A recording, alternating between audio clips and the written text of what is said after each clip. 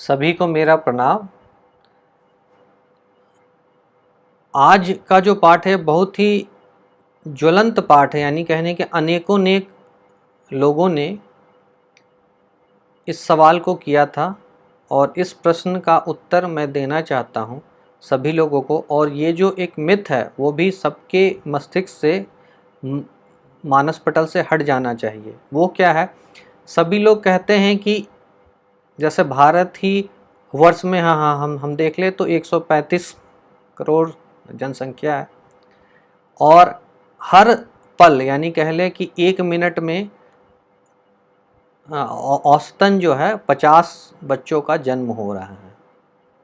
तो हम सोच ले कि इतने बच्चों का जन्म हो रहा है, यदि हम माने कि इसमें से 2 ही या 3 ही बच्चों का जन्म एक ही स्थान पे हो रहा है, एक ही समय पे हो रहा है, तो उनकी जो कुंडली बनेगी वो मतलब D1 चार्ट में बोल रहा हूँ, जो D1 चार्ट बनेगा वो एक ही बनेगा। आप ये सभी जानते हैं, जो भी इन ज्योतिष थोड़ा बहुत भी जानते होंगे वो ये समझ सकते हैं कि यदि डेट और प्लेस और टाइम ये तीनों यदि सेम है किसी भी मनुष्य का, तो उस जातक मतलब मेल हो या फीमेल हो, उनका जो कुंडली D1 बनेगा वो सेम बनेगा। तो अब वो वहाँ से हमें तर्क मिला कि दोनों या तीनों जो भी जातक या जातिका जो भी रहे तो उनका एक ही समान क्यों नहीं जीवन हुआ। तो उसका प्रश्न मैं दे रहा हूँ और कृपया इसे ध्यान से समझे और तब आप इसमें अंतर समझ पाएंगे। तो ये जो प्रश्न है ये बहुत लोगों ने किया और इस पे बोलते हैं कि नहीं ये सब गलत है, आप बताइए इसका आंसर कैसे होगा। तो उसका मैं आपको ये एक श्लोक के माध्यम से, जो कि होरा पराशर शास्त्र से लिया गया, उसको लेके मैं आगे आप लोगों को बताऊंगा। तो देखिए, ये जैसे प्रश्न ही किसी भी एक स्थान और एक समय में जन्म होने पर क्या एक ही परिणाम मिलेंगे, जो मैंने ओपनिंग स्टेटमेंट दिया उसी वही स्टेटमेंट है कि यदि किसी भी दो जातक का यदि जन्म एक ही स्थान पे एक ही समय में एक ही जगह पे हुआ है तो क्या दोनों का जीवन काल एक ही जैसा रहेगा? तो ये बिल्कुल ही नहीं होगा। ये देखिए होरा पराशर शास्त्र से एक श्लोक है और वो श्लोक बहुत ही जो हमारे इस मिथ को समाप्त करता है। वो क्या है? वीर्यम क्षेत्रम प्रसूतेश्च समयम संगतिस् तथा उत्मादि गुणे हेतुर बलवानुत्तोरतम। इसका मतलब क्या हो? वीर्यम क्षेत्रम, वीर्य का मतलब ही होता है कि जो हम बोलते हैं कि स्पर्म, तो कहने का मतलब हुआ है कि वो पिता का सूचक है। क्षेत्रम, हम बीज स्फुट क्षेत्र स्फुट पढ़े हैं, वहाँ जाके आप उसे देख सकते हैं।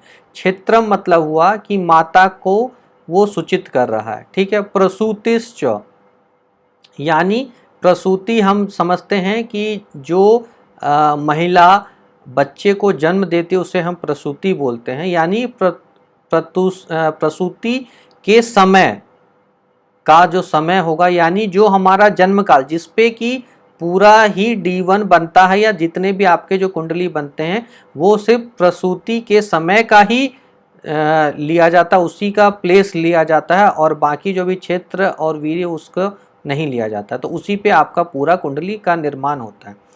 चौथा चीज होता है वो संगति। संगति मतलब हुआ कि जिस समय एक मेल और फीमेल यानी एक पुरुष और एक महिला जब संपर्क बनाते हैं, जब शारीरिक संबंध बनाते हैं, तब ही जो ये हमारा संसार है वो आगे बढ़ता है, यानी रिप्रोडक्शन होता है, आगे हम बढ़ते हैं। एक जो भी जातक या जातिका मेल या फीमेल का वहाँ पे सृजन होता है।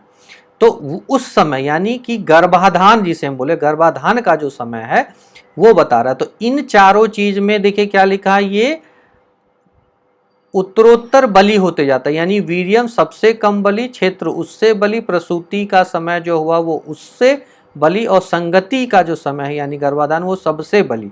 अब यदि हम बोल ले तो ये क्या हो जाएगा 1:2:3:4, यानी जब ये हायरार्की में जाएगा तो सबसे ज़्यादा जो बलवान होता है वो गर्भाधान का समय होता है, जिसको कि हम लोग बिल्कुल ही इग्नोर करते हैं आज के समय में, कि गर्भाधान का समय का बिल्कुल ही महत्व नहीं देते हैं। पिता और माता, यानी पिता और माता का समय क्या था गर्भाधान के समय, और इस बीच में जो 9 महीने का समय रहता है जिसमें कि बच्चों का जन्म होगा, उस पीरियड में माता पिता का जो समय था वो कैसा चल रहा था, गर्भाधान के समय कैसा चल रहा था, इसको भी उतना ही इम्पोर्टेंट, माता का भी और पिता का भी, और पिता से ज़्यादा माता का जो वो पीरियड था वो ज़्यादा इम्पोर्टेंस रखता है। और जन्म कुंडली का इन यदि बोल ले कि तीसरे नंबर पे आता है, तो सिर्फ हम जन्म कुंडली को लेके ही बोल दे कि नहीं तुम्हारा और इसका, यानी दो आदमी, यदि दो मनुष्य का एक ही जगह पे जन्म हुआ है और वो बोल दे कि एक ही जैसा आपका जीवन रहेगा, तो ये बिल्कुल ही गलत होगा। आप इसका तो यही बोलते हैं कि आप बताइए कि एक सिर्फ जन्म कुंडली से 100% प्रेडिक्शन कैसे कर सकते हैं। यानी ये बिल्कुल ही ये श्लोक कहता है कि यदि हमें सारे कुछ पता है तभी जाके 100% आप बता सकते हैं।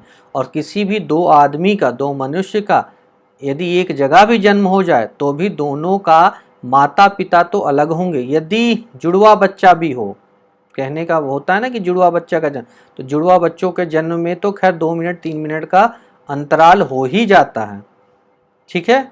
उसमें माता पिता तो हो जाएंगे एक, लेकिन क्या होगा कि जो उन दोनों के बीच में जो आपस का जो मतलब जन्म काल जो रहेगा वो जरूर 1-2 मिनट 3 मिनट 5 मिनट तक का अंतर रहता है, तो वहाँ पे तो समय का ही अंतर हो जाएगा।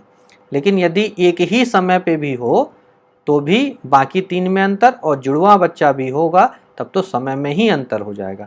तो मैं आशा करता हूँ कि इस बात को आप बहुत ही अच्छे तरीके से समझे होंगे और कोई भी परेशानी नहीं हुआ होगा, और इस श्लोक को आप अच्छे से याद रखें। और ये मैं जानबूझ के शास्त्रीय जो टेक्स्ट बुक हम कहते हैं वो शास्त्रीय पुस्तक से लेके आया है, तो शास्त्र है हमारा, उस शास्त्र का ही ये श्लोक है, ना कि मेरे द्वारा दिए गए किसी के द्वारा दिया गया श्लोक है। तो इससे आप बहुत अच्छे तरीके से समझ पाए होंगे कि दोनों में अंतर है, और कभी भी दो व्यक्तियों का यदि एक जगह भी जन्म हो जाए तो भी सेम नहीं होगा। सभी लोगों का पुनः बहुत धन्यवाद। और यदि वीडियो अच्छा लगा तो इसे शेयर करें, सब्सक्राइब करें, और उन लोगों तक ज़रूर पहुंचाएं जिनको इसकी आवश्यकता है और जो इसके प्रति अपना रुचि रखते हैं। उन तक मैं आपसे निवेदन करता हूं कि आप उन लोगों तक इसे पहुंचाएं।